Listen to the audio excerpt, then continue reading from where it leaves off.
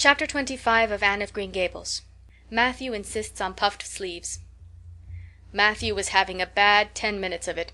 He had come into the kitchen in the twilight of a cold, gray December evening, and had sat down in the woodbox corner to take off his heavy boots, unconscious of the fact that Anne and a bevy of her schoolmates were having a practice of the Fairy Queen in the sitting-room. Presently they came trooping through the hall and out into the kitchen, laughing and chattering gaily. They did not see Matthew, who shrank bashfully back into the shadows beyond the woodbox, with a boot in one hand and a boot-jack in the other, and watched them shyly for the aforesaid 10 minutes as they put on caps and jackets and talked about the dialogue and the concert. Anne stood among them, bright-eyed and animated as they, but Matthew suddenly became conscious that there was something about her different from her mates. And what worried Matthew was that the difference impressed him as being something that should not exist. Anne had a brighter face and bigger, starrier eyes and more delicate features than the others. Even shy, unobservant Matthew had learned to take note of these things. But the difference that disturbed him did not consist in any of these respects. Then in what did it consist? Matthew was haunted by this question long after the girls had gone, arm in arm, down the long, hard-frozen lane, and Anne had betaken herself to her books. He could not refer it to Marilla, who, he felt, would be quite sure to sniff scornfully and remark that the only difference she saw between Anne and the other girls was that they sometimes kept their tongues quiet, while Anne never did. This, Matthew felt, would be no great help. He had recourse to his pipe that evening to help him study it out, much to Marilla's disgust. After 2 hours of smoking and hard reflection, Matthew arrived at a solution of his problem. Anne was not dressed like the other girls. The more Matthew thought about the matter, the more he was convinced that Anne never had been dressed like the other girls, never since she came to Green Gables. Marilla kept her clothed in plain, dark dresses, all made after the same unvarying pattern. If Matthew knew there was such a thing as fashion in dress, it was as much as he did, but he was quite sure that Anne's sleeves did not look at all like the sleeves the other girls wore. He recalled the cluster of little girls he had seen around her that evening, all gay in waists of red and blue and pink and white, and he wondered why Marilla always kept her so plainly and soberly gowned. Of course it must be all right. Marilla knew best, and Marilla was bringing her up. Probably some wise, inscrutable motive was to be served thereby. But surely it would do no harm to let the child have one pretty dress, something like Diana Barry always wore. Matthew decided that he would give her one. That surely could not be objected to as an unwarranted putting in of his oar. Christmas was only a fortnight off. A nice new dress would be the very thing for a present. Matthew, with a sigh of satisfaction, put away his pipe and went to bed, while Marilla opened all the doors and aired the house. The very next evening Matthew betook himself to Carmody to buy the dress, determined to get the worst over and have done with it. It would be, he felt assured, no trifling ordeal. There were some things Matthew could buy and prove himself no mean bargainer, but he knew he would be at the mercy of shopkeepers when it came to buying a girl's dress. After much cogitation Matthew resolved to go to Samuel Lawson's store instead of William Blair's. To be sure, the Cuthberts always had gone to William Blair's. It was almost as much a matter of conscience with them as to attend the Presbyterian church and vote Conservative. But William Blair's 2 daughters frequently waited on customers there, and Matthew held them in absolute dread. He could contrive to deal with them when he knew exactly what he wanted and could point it out, but in such a matter as this, requiring explanation and consultation, Matthew felt that he must be sure of a man behind the counter. So he would go to Lawson's, where Samuel or his son would wait on him. Alas, Matthew did not know that Samuel, in the recent expansion of his business, had set up a lady clerk also.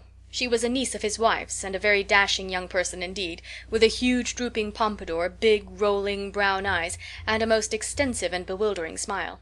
She was dressed with exceeding smartness, and wore several bangle bracelets that glittered and rattled and tinkled with every movement of her hands. Matthew was covered with confusion at finding her there at all, and those bangles completely wrecked his wits at one fell swoop. "What can I do for you this evening, Mr. Cuthbert?" Miss Lucilla Harris inquired, briskly and ingratiatingly, tapping the counter with both hands. "Have you any well now, say, any garden rakes?" stammered Matthew. Miss Harris looked somewhat surprised, as well she might, to hear a man inquiring for garden rakes in the middle of December. "I believe we have 1 or 2 left over," she said, "but they're upstairs in the lumber room. I'll go and see." During her absence Matthew collected his scattered senses for another effort. When Miss Harris returned with the rake and cheerfully inquired, "Anything else tonight, Mr. Cuthbert?" Matthew took his courage in both hands and replied, "Well now, since you suggest it, I might as well take, that is, look at buy some hayseed." Miss Harris had heard Matthew Cuthbert called odd. She now concluded that he was entirely crazy. "We only keep hayseed in the spring," she explained loftily. "We've none on hand just now." "Oh, certainly, certainly, just as you say," stammered unhappy Matthew, seizing the rake and making for the door. At the threshold he recollected that he had not paid for it, and he turned miserably back. While Miss Harris was counting out his change he rallied his powers for a final desperate attempt. "Well now, if it isn't too much trouble, I might as well... that is, I'd like to look at some sugar." "White or brown?" queried Miss Harris patiently. "Oh, well now, brown," said Matthew feebly. "There's a barrel of it over there," said Miss Harris, shaking her bangles at it. "It's the only kind we have." I'll take 20 pounds of it," said Matthew, with beads of perspiration standing on his forehead. Matthew had driven halfway home before he was his own man again. It had been a gruesome experience, but it served him right, he thought, for committing the heresy of going to a strange store. When he reached home he hid the rake in the tool house, but the sugar he carried in to Marilla. "Brown sugar!" exclaimed Marilla. "Whatever possessed you to get so much? You know I never use it except for the hired man's porridge or black fruit cake. Jerry's gone, and I've made my cake long ago. It's not good sugar either. It's coarse and dark. William Blair doesn't usually keep sugar like that." I thought it might come in handy sometime," said Matthew, making good his escape. When Matthew came to think the matter over, he decided that a woman was required to cope with the situation. Marilla was out of the question. Matthew felt sure she would throw cold water on his project at once. Remained only Mrs. Lynde, for of no other woman in Avonlea would Matthew have dared to ask advice.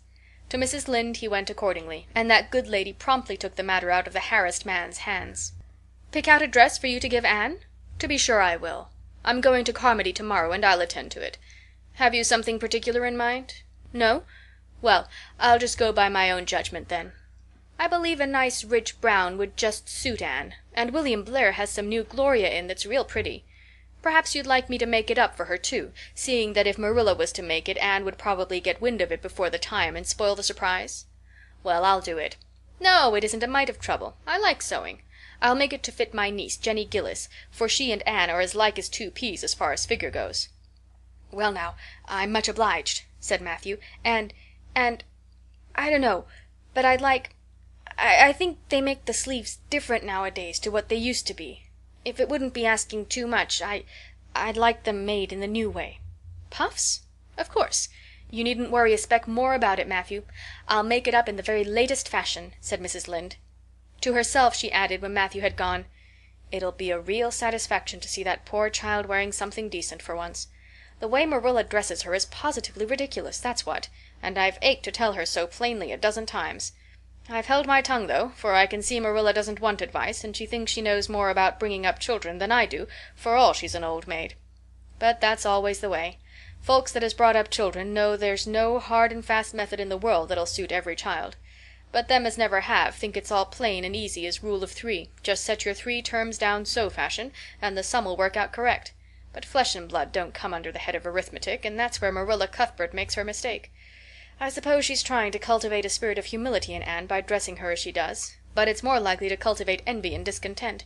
I'm sure the child must feel the difference between her clothes and the other girls. But to think of Matthew taking notice of it! That man is waking up after being asleep for over 60 years. Marilla knew all the following fortnight that Matthew had something on his mind, but what it was she could not guess until Christmas Eve, when Mrs. Lynde brought up the new dress. Marilla behaved pretty well on the whole, although it is very likely she distrusted Mrs. Lynde's diplomatic explanation that she had made the dress because Matthew was afraid Anne would find out about it too soon if Marilla made it. "So this is what Matthew has been looking so mysterious over and grinning about to himself for 2 weeks, is it?" she said, a little stiffly but tolerantly. "I knew he was up to some foolishness. Well, I must say I don't think Anne needed any more dresses. I made her 3 good, warm, serviceable ones this fall, and anything more is sheer extravagance. There's enough material in those sleeves alone to make a waist, I declare there is. You'll just pamper Anne's vanity, Matthew, and she's as vain as a peacock now. Well, I hope she'll be satisfied at last, for I know she's been hankering after those silly sleeves ever since they came in, although she never said a word after the first. The puffs have been getting bigger and more ridiculous right along. They're as big as balloons now. Next year anybody who wears them will have to go through a door sideways." Christmas morning broke on a beautiful white world. It had been a very mild December, and people had looked forward to a green Christmas, but just enough snow fell softly in the night to transfigure Avonlea. Anne peeped out from her frosted gable window with delighted eyes. The firs in the haunted wood were all feathery and wonderful. The birches and wild cherry trees were outlined in pearl. The plowed fields were stretches of snowy dimples, and there was a crisp tang in the air that was glorious. Anne ran downstairs singing until her voice re-echoed through Green Gables. "Merry Christmas, Marilla! Merry Christmas, Matthew! Isn't it a lovely Christmas? I'm so glad it's white. Any other kind of Christmas doesn't seem real, does it? I don't like green Christmases. They're not green. They're just nasty faded browns and grays. What makes people call them green? Why, Matthew, is that for me? Oh, Matthew!"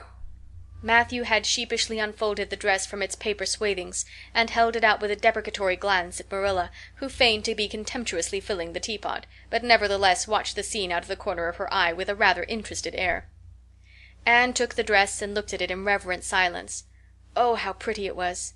A lovely soft brown gloria with all the gloss of silk. A skirt with dainty frills and shirrings, a waist elaborately pin-tucked in the most fashionable way, with a little ruffle of filmy lace at the neck. But the sleeves, they were the crowning glory.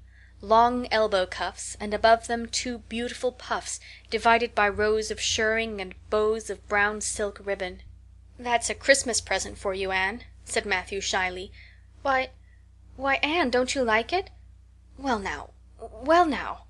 For Anne's eyes had suddenly filled with tears. "Like it? Oh, Matthew!" Anne laid the dress over a chair and clasped her hands. "Matthew, it's perfectly exquisite. Oh, I can never thank you enough. Look at those sleeves. Oh, it seems to me this must be a happy dream." "Well, let's have breakfast," interrupted Marilla. "I must say, Anne, I don't think you needed the dress, but since Matthew has got it for you, see that you take good care of it. There's a hair ribbon Mrs. Lynde left for you. It's brown, to match the dress. Come now, sit in." "I don't see how I'm going to eat breakfast," said Anne rapturously. "Breakfast seems so commonplace at such an exciting time. I'd rather feast my eyes on that dress.